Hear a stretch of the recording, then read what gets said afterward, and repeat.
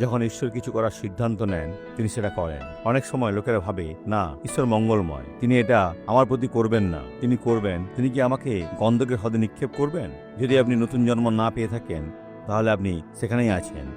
একটি বিষয় রয়ে গেছে, সেটা হলো নিজের দৃষ্টিকে অনন্তকালের জন্য স্থাপন করা। নিজের পরিত্রাণ নিয়ে খেলা করবেন না। এখন যিশুকে গ্রহণ করুন আর নিজেকে বদলান। দেখুন তিনি যেরেমিয়া 19:12 পদে কি বলেছেন। সদাপ্রভু কহেন, আমি এই স্থানের ও এত নিবাসীদের প্রতি এই কার্য করিব, আমি এই নগর তফাতে সদৃশ্য করিব চিতার মতন।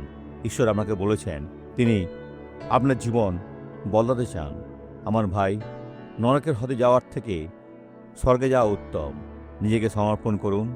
আসুন প্রার্থনা করি, কিন্তু আগেই স্বাক্ষর দেখুন। আমার পার্কিনসন জনিত কারণে খুব ধীরে চলতাম। পার্কিনসনে কষ্ট পাচ্ছেন? হ্যাঁ, গতকাল একজনের সাহায্য নিয়ে এখানে খুব ধীরে এসেছি। পুরো শরীর কাঁপে? হ্যাঁ, সমস্ত শরীর, অনেক সময় চলতে পারি না। তাই কি? হ্যাঁ, এখন কেমন আছেন? চলতে পারছি। বোন, তাহলে আমাদের চলে দেখান। ভাইরা দেখুন, পার্কিনসনের কারণে উনি চলতে পারতেন না। হয়েছে বোন, আরো চলুন।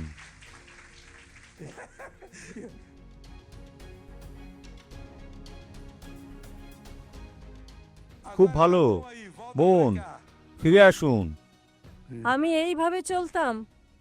আর এখন কেমন আছেন? দেখুন উনি কাঁদছেন, আমি শুনতে পাচ্ছি। হয়েছে, আপনি এখন পাঁচটাকে ছেড়ে একটু দৌড়াবেন। হচ্ছে, আপনি সুস্থ। ঈশ্বরের গৌরব। আসুন প্রার্থনা করি। পিতা, যে ভেঙে গেছে তার প্রতি দয়া করো প্রভু। এই ব্যক্তি যেন জাগ্রত হয়, কারণ এটাই সময়।